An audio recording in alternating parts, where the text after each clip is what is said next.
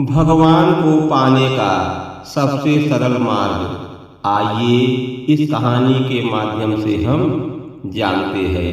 एक गांव में एक बूढ़ी माई रहती थी। माई के आगे पीछे कोई नहीं था, इसलिए बूढ़ी माई बेचारी अकेली ही रहती थी। एक दिन उस गांव में एक साधु आया। बूढ़ी माई ने साधु का बहुत ही प्रेम पूर्वक आदर एवं सत्कार किया।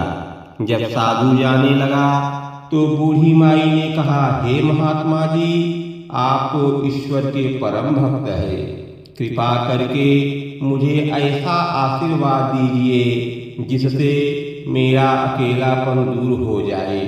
अकेले रह रह करके मैं ऊब चुकी हूँ। साधु ने मुस्कुराते हुए अपनी झोली में से बाल गोपाल की एक मूर्ति निकाली और बुढ़िया को देते हुए कहा, माई ये लो, आपका बालक है, इसका अपने बच्चे की तरह प्रेम पूर्वक लालन पालन करती रहना। बुढ़िया माई बड़े लाड प्यार से ठाकुर जी का लालन पालन करने लगी। एक दिन गांव के कुछ शरारती बच्चों ने देखा कि माई मूर्ति को अपने बच्चे की तरह लाड कर रही है। नटखट बच्चों को माई से हंसी मजाक करने की सूझी। उन्होंने माई से कहा, अरे मैया सुन, आज गांव में जंगल में एक भेड़िया घुस आया है जो छोटे बच्चों को उठाकर ले जाता है और मारकर खा जाता है। तू अपने लाल का ख्याल रखना, कहीं भेड़िया इसे उठाकर ना ले जाए। बुढ़िया माई ने अपने बाल गोपाल को उसी समय कुटिया में विराजमान किया और स्वयं लाठी लेकर दरवाजे पर पहरा लगाने के लिए बैठ गई। अपने लाल को भेड़िए से बचाने के लिए बुढ़िया माई भूखी प्यासी दरवाजे पर पहरा देती रही। पहरा देते देते एक दिन बीता, फिर दूसरा, तीसरा, चौथा और पांचवा दिन बीत गया। बुढ़िया माई 5 दिन और 5 रात लगातार बगैर पल के झपकाए भेड़िए से अपने बाल गोपाल की रक्षा के लिए पहरा देती रही। उस भोली भाली मैया का यह भाव देखकर ठाकुर जी का हृदय प्रेम से भर गया। अब ठाकुर जी को मैया के प्रेम का प्रत्यक्ष रूप से आस्वादन करने की इच्छा हुई। भगवान बहुत ही सुंदर रूप धारण कर वस्त्र आभूषणों से सुसज्जित होकर माई के पास आए। ठाकुर जी के पांव की आहट पाकर माई डर गई कि कहीं दुष्ट भेड़िया तो नहीं आ गया मेरे लाल को उठा ले। माई ने लाठी उठाई और भेड़िए को भगाने के लिए उठ खड़ी हुई।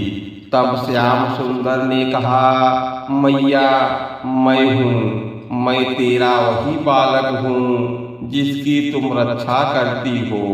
माई ने कहा, क्या, चल हट, तेरे जैसे बहुत देखे हैं, तेरे जैसे सैकड़ों अपने लाल पर न्यौछावर कर दूं।